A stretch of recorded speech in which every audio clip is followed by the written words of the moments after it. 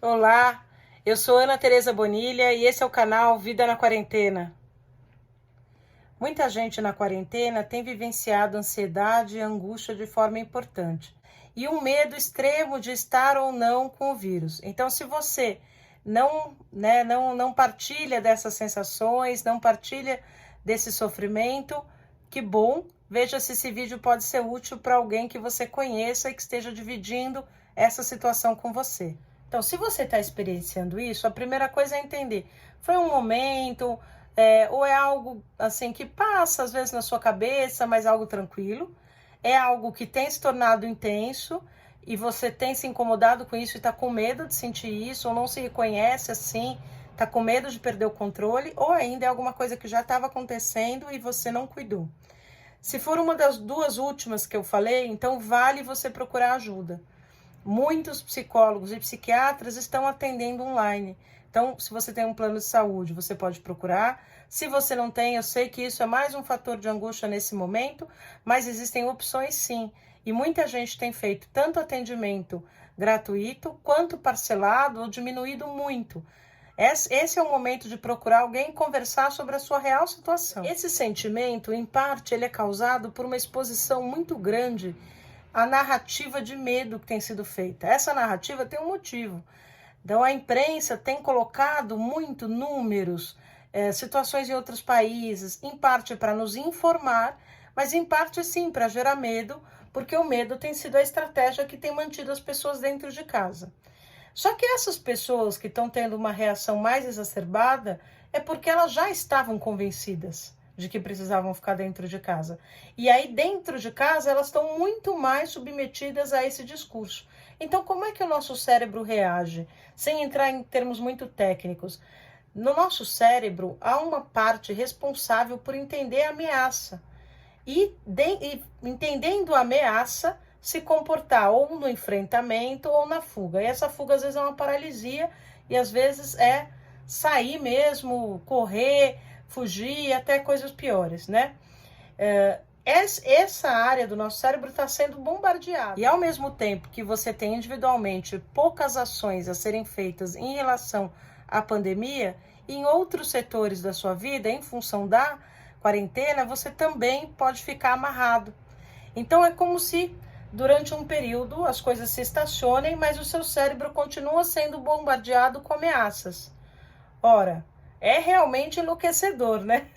Você está sendo bombardeado com ameaças e ao mesmo tempo não poder nem fugir disso, nem enfrentar isso efetivamente.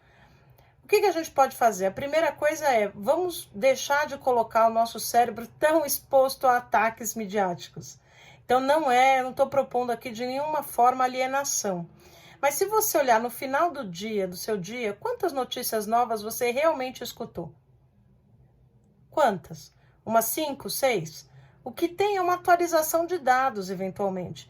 Então, se você se expor durante um período pequeno às informações, e aí eu diria que o texto ele é muito menos impactante do que a forma como a televisão coloca, com música, com falas programadas, com rostos e sofrimentos, você consegue se atualizar sem de novo ficar exposto a toda essa narrativa.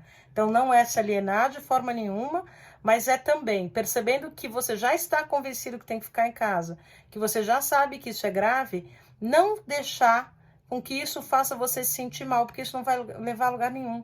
Tanto que o próprio discurso da televisão daqui a pouco começa a mudar, vocês vão perceber isso.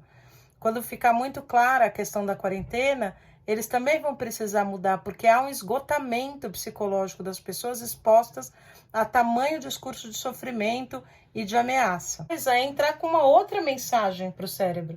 Bom, não é só um contexto de ameaça, eu tenho contexto de prazer também nisso. Você precisa localizar. Então, você é alguma pessoa que gosta de ler? Então, organize a sua leitura. Você é alguém que precisa do esporte? Então, você vai ter que pegar treino, seja em aplicativo, seja na televisão, e fazer o treino. Você precisa de momentos de prazer na sua rotina.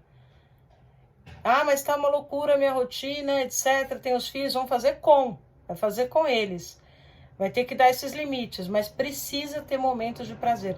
Tem que cuidar da alimentação, tem que cuidar de tomar sol na varanda ou na janela, tudo isso a gente vai falar ao longo da semana, mas fundamentalmente você precisa passar uma informação não só de ataque, você tem que passar uma informação também de momentos de prazer e tranquilidade, porque assim você consegue equilibrar a sua experiência e não tem uma reação tão exacerbada a esse momento.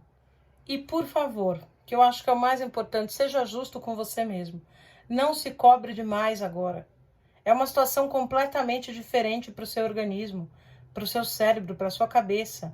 É uma situação que nós, como povo, nunca vivenciamos. Outros povos já vivenciaram.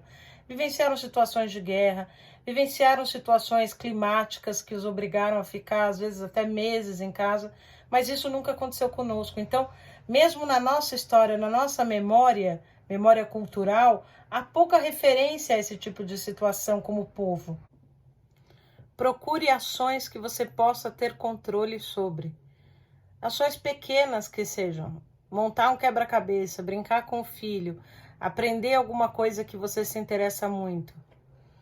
Falar sobre isso é muito importante também, porque é um jeito de elaborar.